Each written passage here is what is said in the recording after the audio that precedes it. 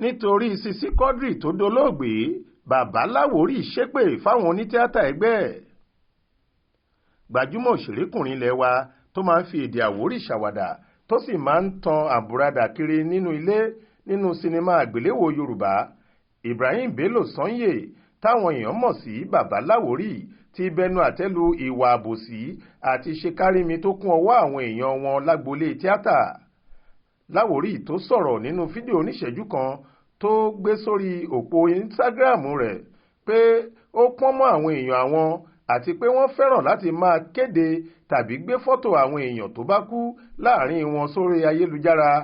Ó ní púpọ̀ nínú àwọn èèyàn yìí ni wọ́n ti patì tí wọn kò ṣe dáadáa sí nígbà tí wọ́n wà láyé, ṣùgbọ́n tí wọ́n máa ń fi ìdárò ikú wọn ṣe ojú ayé àti láti wá èrò kún àwọn tó ń tẹ̀lé wọn lórí ayélujára. Ó ní púpọ̀ àwọn èèyàn yìí ló jẹ́ pé wọn kò fìfẹ́ hàn sí àwọn akẹgbẹ́ wọn tó ṣì wà láyé, àmọ́ tó jẹ́ àwọn ni wọ́n máa kọ́kọ́ túfọ̀ ẹni tó bá kú. Ó mẹ́nuba àsìkò tó kàn sí àwọn èèyàn ẹ̀ pé òun nílò ìrànlọ́wọ́ wọn lórí iṣẹ́ òun tuntun lẹ́yìn tó bẹ̀rẹ̀ fíìmù padà, yẹn lẹ́yìn ọ̀pọ̀lọpọ̀ ìsinmi ọlọ́jọ́ gbọọrọ, ṣùgbọ́n tó jẹ́ oríṣiríṣi ọ̀nà ni wọ́n ń gbà yẹ̀ ẹ́ sílẹ̀. Bàbá Lawori tó ti fà sẹ́yìn díẹ̀ nídìí tíátà láti bí ọdún 10 sẹ́yìn, pàápàá jùlọ lẹ́yìn tó gbégbá ìbò láti díje fún ipò alága ìjọba ìbílẹ̀ Àlímọ̀ṣọ́ nípìnlẹ̀ Èkó lọ́dún 2019, sọ pé àwọn èèyàn náà kò fóun nírú ìrànwọ́ tóun retí nígbà tóun fẹ́ bẹ̀rẹ̀ eré padà.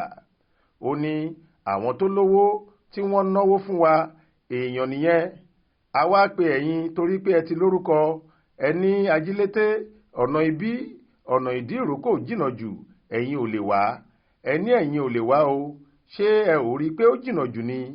Ṣùgbọ́n tí ẹ bá gbọ́ ìròyìn pé bàbá yẹn kú ní ìsinyìí, bẹ́ẹ̀ bá gbọ́ pé mo kú, tó o bá gbé fọ́tò mi sí i pẹ́rẹ́, ìwọ náà máa kú lọ́jọ́ yẹn ni. Ìwọ òṣèré kankan tó o bá gbé fọ́tò pé mo kú, ìwọ tí mo pè nígbà ayé mi pé kó o ràn mí lọ́wọ́ kí èmi náà tiẹ̀ fi padà kí wọ́n lè fi mọ̀ pé Lawori ṣì wà, mi ò tíì kú, mo ṣì ń jẹun, wàá kú o lẹ́sẹ̀kẹsẹ̀ ni.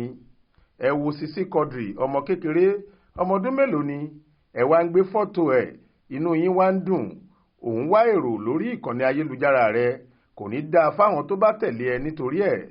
Ó wá ń wá èrò lórí ayélujára, tí wọ́n bá wá pè yín, wàá ní mi fún wọn ni. Láì dánudúró níbẹ̀, ó tún kọ sábẹ́ fídíò tó ṣe yìí pé ó tiẹ̀ yẹ káwọn gbajúmọ̀ òṣèré òde òní yìí máa wo àwọn àgbàlagbà òṣèré kọ́wàhù. Lọ́pọ̀ ìgbà ni ẹ máa ń rò wá pin, tí ẹ máa ń jẹ́ kí a rò pé a ti tà tán, bẹ́ẹ̀ sì rèé, àrà àti ọgbọ́n àtinúdá yìí ṣì ń gbé inú wa. Inú ilé ni mo wà fódìdí ọdún 10 gbáko, àmọ́ ní báyìí pẹ̀lú ìrànlọ́wọ́ Ọlọ́run àtàwọn èèyàn dáadáa kan, mo ti bẹ̀rẹ̀ sí gbé fíìmù jáde padà. Ṣùgbọ́n ìṣòro tó wà ní bí àwọn tá à ń pè ní ìràwọ̀ òṣèré yìí ṣe kẹ̀yìn sí mi nígbà tí mo béèrè fún ìrànlọ́wọ́ wọn nísìnyí tí mo ṣì wà láyé. Àmọ́ ní kété tí mo bá kú, gbogbo wọn á bẹ̀rẹ̀ sí ní máa fi ìfẹ́ àti ẹ̀yẹ òfegè kan hàn.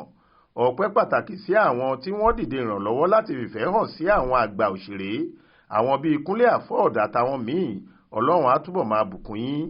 Ẹ jọ̀ọ́ ẹ fìfẹ́ hàn wá, ẹ mọ rírì wa nísinsìnyí nígbà tá a ṣì wà láyé. Báyìí ni bàbá Lawori sọ nínú fídíò ọ̀hún, nígbà táwọn míì faramọ́ èrò rẹ̀ tí wọ́n sì rọ àwọn òṣèré tíátà láti máa tọ́jú ara ayé kí wọ́n tó jẹ aláìsí. Ọ̀rọ̀ burúkú làwọn míì fi fún un lésì. Wọ́n ní irú àwọn èèyàn tó máa ń ran kankan lórí ogún ológun tí kò tọ́ sí wọn ni Lawori. Wọ́n ní ti pé ó tọrọ nǹkan, wọn kò fún un, kò ní kí irú àwọn èèyàn bẹ́ẹ̀ di èèyàn burúkú. Monísọ́lá Sàká ló ṣàkójọ ìròyìn yìí fún iléeṣẹ́ tẹlifíṣàn Aláròye online. Faith Adébọ́lá ló kà á sétígbọ̀ọ́ yín.